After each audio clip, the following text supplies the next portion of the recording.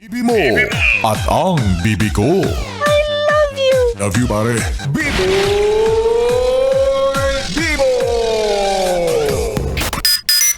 Yes, friend! Isang maaliwalas, isang masayang araw ng Lunes sa pagmumukha mo, oo. Kapiling mo na si DJ Biboy Bibo na bumabati sa'yo ng Happy Monday. Nalabas sa ilong. Ganon talaga, no? Alam ko naman na karamihan sa atin ay dumaan sa day off. Diba, kahit pa paano ay may ilang araw para makapagpahinga. Pero parang hindi rin naman talaga, diba? Kasi kapag araw ng Sabado, araw ng Linggo, yan din yung mga oras at araw na maglalaba kayo. Tambak ang gawain, tambak ang labahin, tambak ang hugasin. Marami pa ring gagawin. Kaya pahinga, ano yun? Nakakain ba yun? Pero okay lang yan. Ang mahalaga, productive ka. Especially kapag Monday, maraming ginagawa ang mga katauhan. Kaya naman, hayaan mo na. Again, ang mahalaga, productive ka. Marami kang nagawa. Nasunod mo ang lahat ng utos ng mama mo. Kaya ako lang ba? Or napapansin nyo rin, bakit kaya nanay yung mga nasa commercial ng smart dishwashing paste? Diba? E tayong anak naman yung naghuhugas ng pinagkainan. Bakit kaya nanay yun? Charot. Diba? Pansin nyo ba? Pala mo naman talaga si Biboy Bibo mahilig din maghugas. Eh ayoko nga humawak ng Tupperware na mamantika na masebo. Hello, sino bang may gusto? Yung mga nanay. Tama ko ba? Pero buti na lang, syempre, magaling magtanggal ng sebo at bakterya yung smart dishwashing paste. Hello! Well, smart dishwashing paste na yan. Wala na makakatalo dyan. Pero alam nyo, kung tutuusin naman mga yes, friend, hindi na sana problema yung pagtatanggal ng sebo sa mga hugasin. Diba? Lalo na sa mga Tupperware. Kung rekta na siyang itatapon. Diba? Kung itinapon mo na lang ng diretso yung mga plastic container na disposable, di sana wala ka ng pinoproblema. Di sana nabawasan yung mga hugasin sa lababo. Diba? Ewan ka ba kasi sa mga nanay? Hindi ma-let go yung mga disposable na dapat naman nang itapon. Disposable nga ni. Dispose, tapon. Diba? Single use. Ano bang hindi maintindihan doon? Okay, wala na Baka naman kasi nature lover, 'di ba? Gusto mag-recycle, gusto i-reduce, i-reuse, repurpose.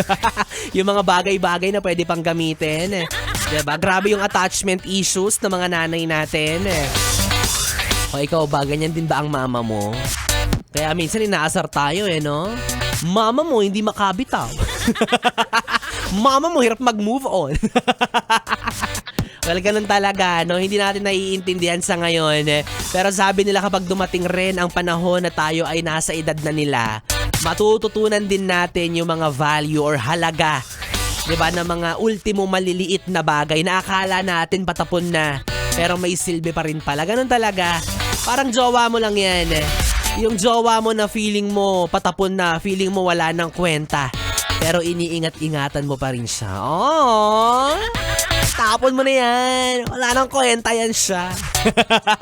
Kaya pagbigyan na natin yung mga taong sentimental, yung mga taong hirap makabitaw, hirap mag-let go ng mga bagay-bagay. Hindi po yan madali, oo. May kinakailangan na proseso, 'di ba? Kailangan nilang idaan or wala di ko alam kung bakit ganyan sila.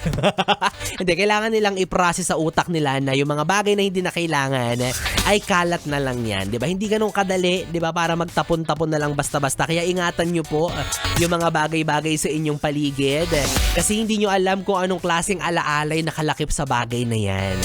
Kasi nga naman, 'di ba, maaaring sa simpleng bagay na 'yon, doon pala siya nakakaramdam ng sobrang pagpapahalaga, o hindi naman kaya labis na saya, o hindi naman kaya yun na lang yung bagay na nakapagpapaalala sa kanya ng masayang alaala. Kaya hayaan mo na. Kaya again, reminder, ingatan mo yung bagay na may sentimental value. Hindi mo man alam kung may sentimental value o wala. Pag hindi mo bagay, hindi mo gamit, ingatan mo pa rin. Pero tiyak akong masiingatan mo ko, lalo na sa gabing ito, kapag nalaman mong nasa akin ang value yung hinahanap mo. Dahil ngayon, ako ang mamimigay ng papremyo. Pumapalakpak ang tenga mo, Bigla mo binigyan ng pagpapahalaga si Biboy Bibo, ha? Ganyan ka naman, eh.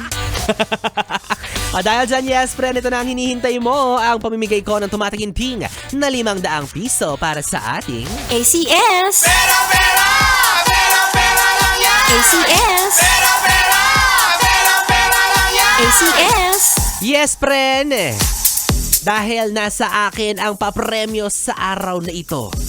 Simpleng-simple lang ang gusto kong gawin mo. Dahil ang Pride Detergent ay nagsisimula sa letrang P, gusto ko, bigyan mo ko ng... Anong gusto mong ibigay?